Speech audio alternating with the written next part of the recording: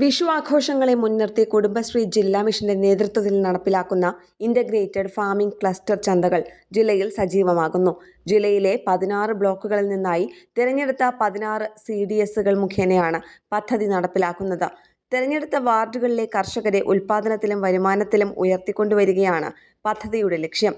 IFC വാർഡുകളിലെ സംരംഭകരുടെ ഉൽപ്പന്നങ്ങൾ, producer ഗ്രൂപ്പുകളുടെ വിവിധ ഉൽപ്പന്നങ്ങൾ, ചക്ക, കായ തുടങ്ങിയ വറവുൽപ്പന്നങ്ങൾ തുടങ്ങിയവ വിപണനത്തിനായി ഒരുക്കിയിട്ടുണ്ട്.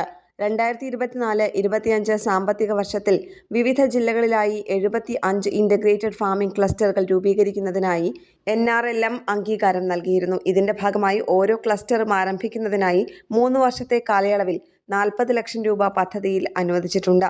ഇതിലൂടെ തിരഞ്ഞെടുക്കപ്പെട്ട പ്രദേശങ്ങളിൽ കർഷകരെ ഏകോപിപ്പിച്ച് പച്ചക്കറി, ഫലവർഗ്ഗങ്ങൾ ഉൾപ്പെടെയുള്ള കൃഷി ഉൽപ്പാദനം വർദ്ധിപ്പിക്കുകയാണ് ലക്ഷ്യം. ഈ ക്ലസ്റ്ററുകളിൽ നിന്ന് പുതുതായി ലഭ്യമായ ഉൽപ്പന്നങ്ങളാണ് വിഷു ചന്തകളിൽ നേരിട്ട് ഉപഭോക്താക്കളിലേക്ക് എത്തുന്നത്. ആ പ്രദേശങ്ങളിലെ കർഷകരുടെ ഉൽപ്പന്നങ്ങളെ കൂട്ടായ്മയിലൂടെ വിപണിയിലെത്തിച്ച് വിപണന ശേഷി ശക്തിപ്പെടുത്തുന്നതും ഈ പദ്ധതിയുടെ പ്രധാന ഭാഗമാണ്. കൃഷിയെയും വിപണനത്തെയും ഏകോപിപ്പിക്കുന്ന സമഗ്ര സമീപനമാണ് പദ്ധതിയുടെ പ്രത്യേകത. ഈ ചന്തകളിലൂടെ കർഷകർ ഉൽപ്പാദിപ്പിച്ച പച്ചക്കറികൾ നേരിട്ട് വിപണിയിലെത്തിക്കാൻ സാധിക്കുന്നതോടൊപ്പം കുറച്ച് കർഷകർക്ക് മെച്ചപ്പെട്ട വരുമാനം ഉറപ്പാക്കാനും ഈ പദ്ധതിയിലൂടെ സാധിക്കും.